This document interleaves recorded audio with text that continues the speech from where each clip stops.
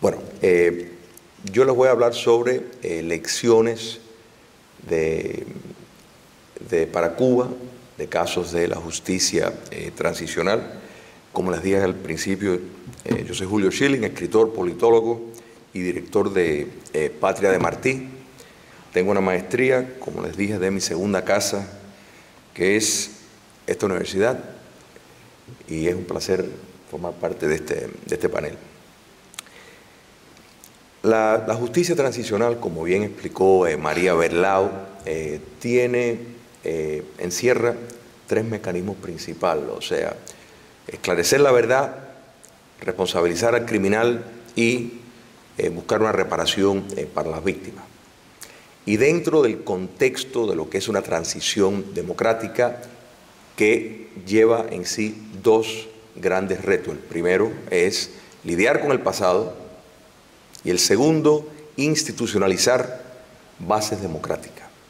La justicia transicional, en efecto, es una herramienta para precisamente facilitar el proceso de democratización. Va considerablemente más allá de ser un punto moral, que sin duda lo es, o sea, justiciero moral.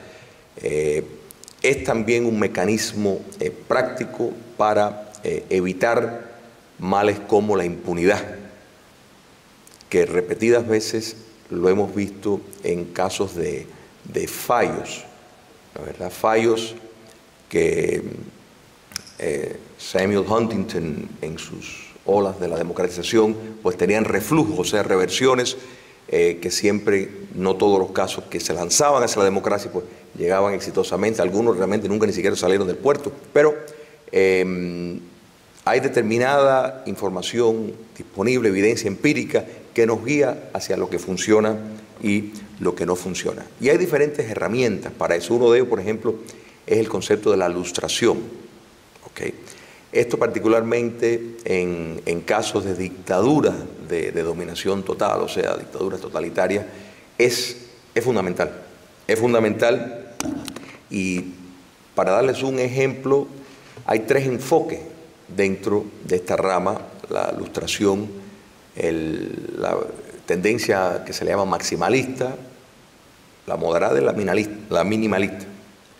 Podemos tomar, por ejemplo, el caso de la República Checa, que ha sido un caso exitoso, donde utilizó, para darle un nombre, la metodología del despido. En otras palabras, en cuanto a la lustración, básicamente la persona era alienada si había tenido una participación relevante con el régimen criminal previo, pues era separado de poder tener determinados cargos públicos, universitarios, en los medios estatales, etc. Hungría tuvo otro camino hacia esa misma ley. En Hungría, básicamente, consideraron el ostracismo por medio de precisamente la identificación de la persona. Ellos lo llamaban el principio de la exposición, o sea, que la persona se identifique como un represor en su trabajo y que sus colegas pues lo sepan que fue un represor, que sepa que fue un informante. La idea detrás de eso es el principio húngaro de atar esto con la verdad. Los polacos pues tuvieron un curso de confesión, o sea, más parecido a la comisión de verdad, o sea, confesionario, que te confesabas y si no te encontraban en la mentira, pues no tenías problema. Si te encontraban en la mentira, entonces sí eras excluido del proceso, de poder participar. La Unión Soviética, pues básicamente no hubo nada. Hubo un intento. En 1992, Galina Starovoytova, una activista de derechos humanos y miembro del partido Rusia Democrática, que introdujo esa legislación, pero fue constantemente obstaculizada y en 1998, bueno, fue asesinada. Entonces, en Rusia, como la evidencia nos demuestra, pues no ha transitado a lo que es una democracia en el sentido pleno de la palabra. Y sin lugar a duda, la diferencia entre un régimen autoritario y totalitario, pues, obliga cierta diferenciación, particularmente en la parte de desideologizar determinadas cosas, particularmente en la necesidad de quitar simbologías, etcétera, etcétera. Pero dentro de dictaduras autoritarias hay un caso muy exitoso, medido por lo que pudo llevar adelante en cuanto al proceso, que es el caso argentino. En Argentina, que curiosamente tuvo dentro de ya su espacio democrático adelantos y después retiradas. O sea, los militares, al dar la salida, producto del fracaso de la aventura de las Islas Malvinas, pues introdujeron la ley de autoamnistía, en efecto. O sea, que se estaban estableciendo una autoamnistía para evitar problemas que típicamente las salidas pactadas desde el poder pues producen eso. O sea, hay una inclinación natural entre los que están en el poder de tratar de buscar el mejor mecanismo para no ir a la cárcel después. Eso es lógico. El primer gobierno democrático de Raúl Alfonsín pues inició el proceso para esclarecer muchas de las violaciones. La CONADEP fue una de ellas, que de nuevo, entre las cosas que esclareció fue que no eran 30.000 desaparecidos, sino considerablemente menos, pero fue un curso de iniciación. Posteriormente, bajo su gobierno, se inició juicio a la Junta, que se le llamó un proceso donde en efecto fueron llevados considerablemente grandes cantidades de personas a la justicia. Y en términos de la población de Argentina, comparado por ejemplo con Europa, y los juicios de Nuremberg fueron muchísimos más, en una base per cápita, sino hasta el número, algunos argumentan el número sólido, de personas que fueron en Argentina llevados a juicio. El gobierno de Carlos Saúl Menem, pues en efecto revirtió esos procesos que estaba criminalizando determinada actividad denominada terrorismo de Estado, y el gobierno de Néstor Kirchner, con la ley 25.779, en efecto pues revirtió lo de Menem. Traigo esto a colación porque Argentina, a pesar de nuevo de ser una dictadura bajo el régimen militar autoritaria, pues sí ha logrado instituir determinados principios de derechos humanos y ha tomado los pasos. De hecho, la CONADEP fue la primera comisión de la verdad, en efecto, que se estableció en el mundo. En el 2015 habían 2.166 imputados, de los cuales 514 fueron causas que fueron bajo condena. O sea, que ha habido un activismo en ese sentido que ha sido criticable por algunos sectores, por ser injusto, por nada más que mirar un bando sobre otro, pero demuestra que no es un fenómeno de solamente dictaduras totalitarias, sino también que parten desde regímenes autoritarios. Entonces, cuando miremos hacia Cuba, uno dice, bueno, ¿qué receta se puede recomendar? ¿Qué recomendación? Bueno, la República Checa, por ejemplo, en determinados estudios, la confianza en el gobierno.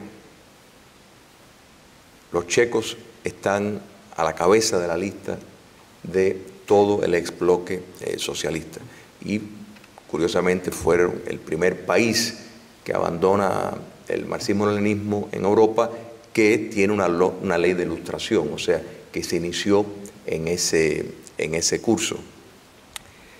En el caso de Cuba, y aquí cuando miramos las figuras que nos dio Enrique sobre ese gran ejército de mecanismos de represión y de control y el efecto que ha tenido en la cultura, tenemos que entender de que si se quiere que precisamente la democracia llegue a su fruto máximo, es imprescindible un proceso de justicia transicional unido con un proceso, mecanismo de ilustración, y a mi juicio, en ese sentido, si se evita, porque no es casualidad, de nuevo, que los casos, Enrique mencionó algunos de ellos, por ejemplo, Nicaragua, el caso de la Unión Soviética, ahora Rusia, son casos clásicos.